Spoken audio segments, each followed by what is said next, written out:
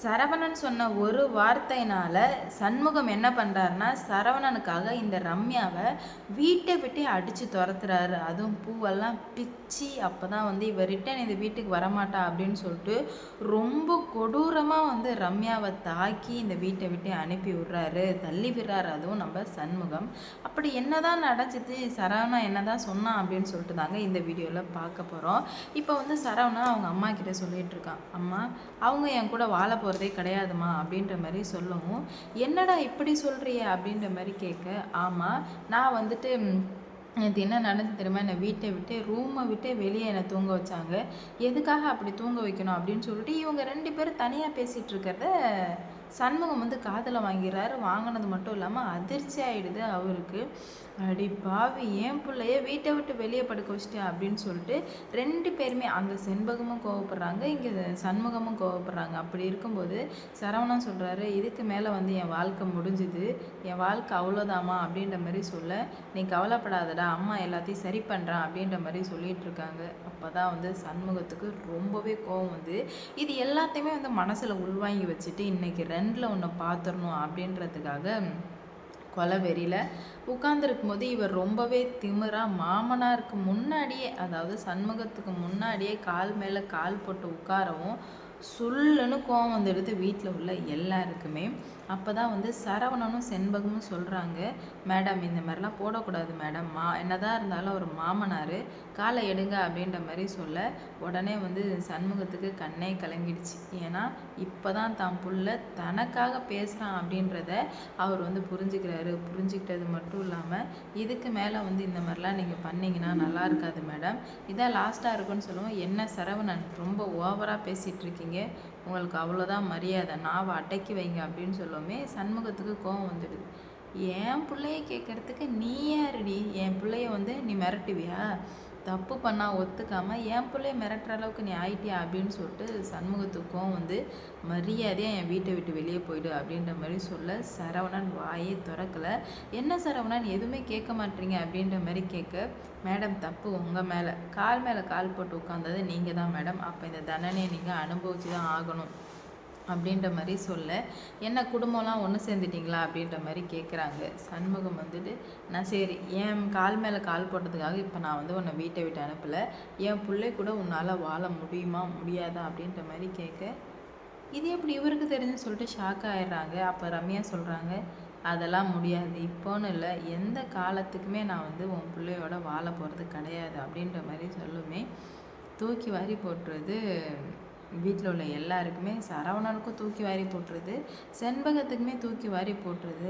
பாத்தியாடா, படித்து படித்து சொன்னேன் கேட்டியா, இப்போ வாழ்க்கை எங்கே போய் நிற்கிது பாரு அப்படின்ற மாதிரி கேட்க, அப்போ தான் வந்து சரவணன் வந்து சொல்கிறாங்கப்பா விடுங்கப்பா அப்படின்னு சொல்லிட்டு, இல்லைடா உனக்கு இவளை பற்றி தெரியாது, நீங்கள் எல்லோரும் இருக்கும்போதே கால் மேலே கால் போட்டு உட்காரானா இவ எவ்வளோ தைரியசாலின்னு பார்த்துக்கோ அப்படின்ற மாதிரி சொல்லுவோமே.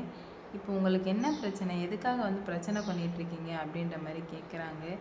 சாமி எங்களுக்கு எந்த பிரச்சனையும் கிடையாது, உனக்கு தான் மிகப்பெரிய பிரச்சனை இருக்குது, அதை ஓட்ட தான் நான் வந்திருக்கேன் அப்படின்னு சொல்லிட்டு, என் பிள்ளை கூட வாழ முடியும் அப்படின்னு சொல்லிட்டு பத்திரத்தில் சைன் போட்டால் நான் வந்து உன்னை இந்த வீட்டில் சேர்க்குறேன், இல்லைன்னா என்னால் உன்னை இந்த வீட்டில் சேர்க்க முடியாது அப்படின்ற மாதிரி திட்டவட்டமாக சொல்லிடுறாங்க.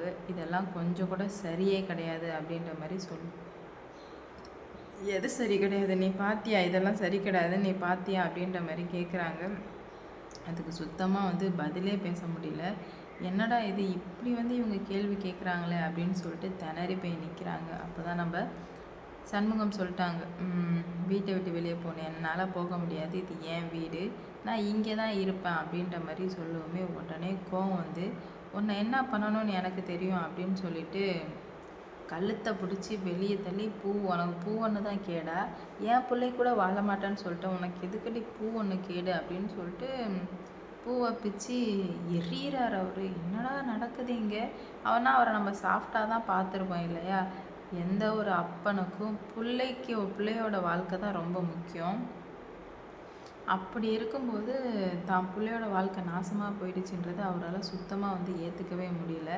அதனால தான் இவ்வளோ ஒரு இது எல்லாமே வந்து பண்ணிகிட்ருக்காங்க. இது எல்லாத்தையுமே பண்ணி பார்த்து அவருக்கு மனசே இறங்க மாட்டேது. என்னடா இது இப்படி நடந்துடுச்சு அப்படின்னு சொல்லிட்டு மனசே அவரால் இறங்க முடியல. அப்போ தான் அவர் தெளிவாக சொல்லிடுறாரு, இப்போ நான் உனக்கு ஒரு சான்ஸ் தரேன். என் பிள்ளை கூட வாழுவன்னு சொன்னால் நான் உனக்கு ஒரு சான்ஸ் தரேன், இல்லைன்னா தரவே முடியாது, உன்னால் முடிஞ்சதை பார்த்துக்கோ அப்படின்ற மாதிரி. என்னை இவ்வளோ அசிங்கப்படுத்தி அனுப்புகிறீங்கல்ல, இதுக்கு நீங்கள் எல்லாருமே வந்து பதில் சொல்லி ஆகணும் அப்படின்ற மாதிரி சொல்ல. நாங்கள் ஏன் பதில் சொல்லணும்? நாங்கள் பதில் சொல்லணும் அவசியமே கிடையாது. ஊருக்காரவங்கள்ட்ட யார்கிட்ட வேணால் போய் சொல்லு அப்படின்ற மாதிரி சண்முகம் சொல்லிட்டாரு.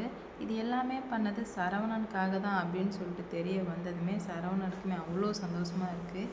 நம்ம அப்பாவுக்கும் நம்மளையும் பிடிக்கும் அப்படின்ற மாதிரி அவர் நினச்சிக்கிறாங்க. எந்த அப்பாவுக்கு தாங்க பிள்ளைய பிடிக்காதுன்னு இல்லை, எல்லா அப்பாவுக்குமே குழந்தைய வந்து பிடிக்க தானே செய்யும். அதோட வெளிப்பாடாக தான் இப்போ நம்ம சண்முகம் சூப்பராக வந்து பண்ணார். இது எல்லாத்தையும் பார்த்து செம காண்டில் வந்து இருந்துகிட்ருக்கா. ஒன்றா சும்மாவே விட மாட்டேன். எவ்வளோ பிரச்சனை வரும்போது எல்லாமே வந்து இப்படி பண்ணிட்டு இப்போ வந்து இவ்வளோ பிரச்சனைக்கு காரணம் நான் தான் அப்படின்னு சொன்னால் கண்டிப்பாக வந்து என்னால் ஏற்றுக்கவே முடியாது அப்படின்ற மாதிரி சொல்லி முடிவுக்கு வர்றாங்க.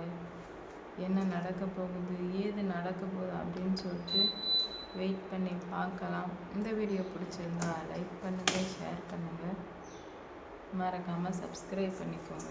அப்போ தான் ஒரு வாட்டியும்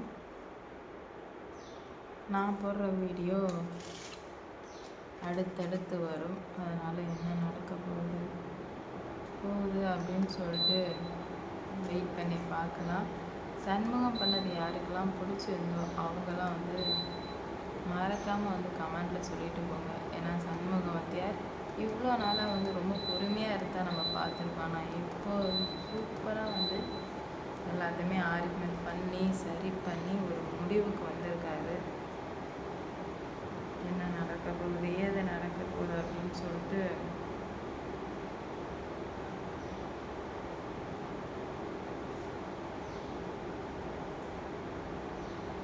வெயிட் பண்ணி பார்க்கலாம்.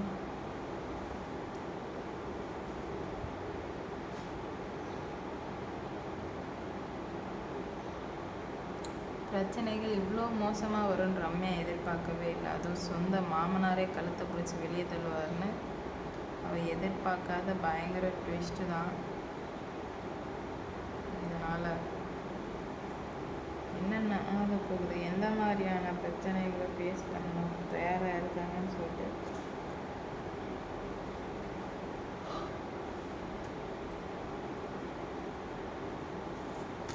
வெயிட் பண்ணி பார்ப்போம்.